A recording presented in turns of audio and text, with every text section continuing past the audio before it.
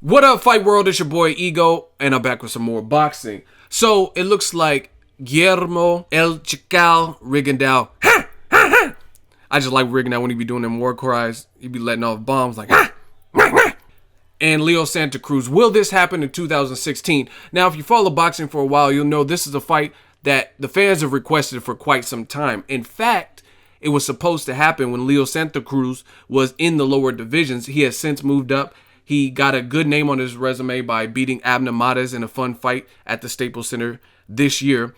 And he took to his social media. I guess they were both on Univision. There was some kind of special programming. You could see Rigondeaux. He's all decked out with the Christmas attire, the bright red, and Leo Santa Cruz.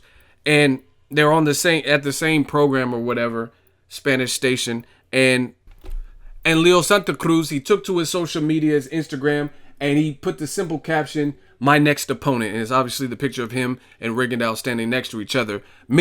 2015 has been fun. We've seen a lot of great fights, and there's a lot on the horizon in boxing. If they manage it right, there's a lot brewing, and I would love to see a fight with Rigondeaux and Leo Santa Cruz.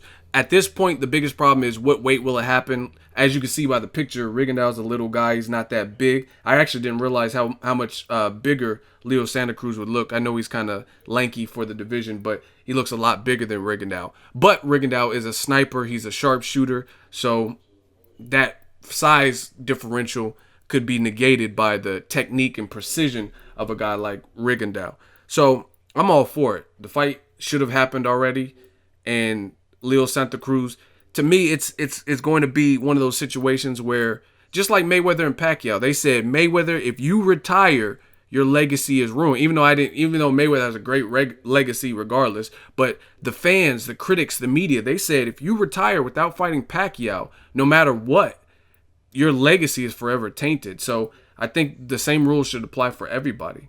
Mayweather had to eventually fight Pacquiao, and I think all these guys should be fighting the guys that they've pretty much avoided at some point. You know what I mean? It just has to happen.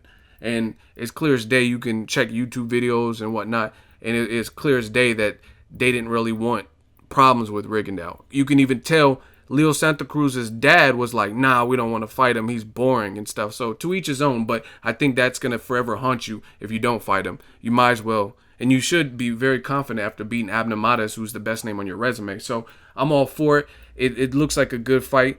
Obviously, the size goes to Abner Mares, who actually moved up, has 2 fights, I believe, at featherweight. He's clearly the bigger man.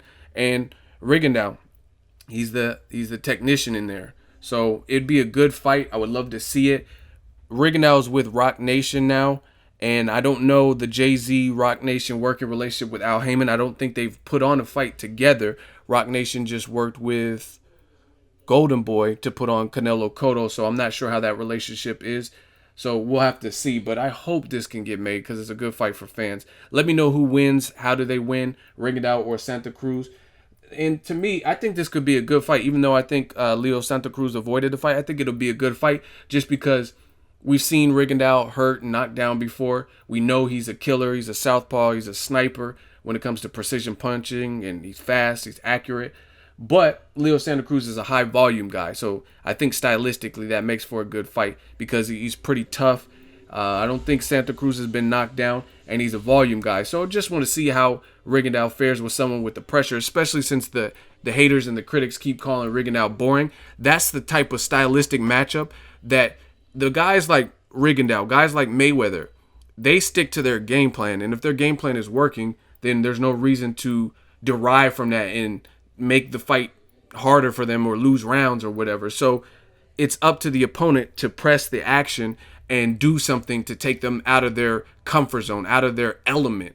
And I think Leo Santa Cruz would have to turn up the heat and like if he knows he's down on the scorecards, he's gonna have to throw a lot of punches. So I think the volume would make it an interesting stylistic matchup. But I would clearly favor Rigondeaux if the fight were to happen at 122, even 126.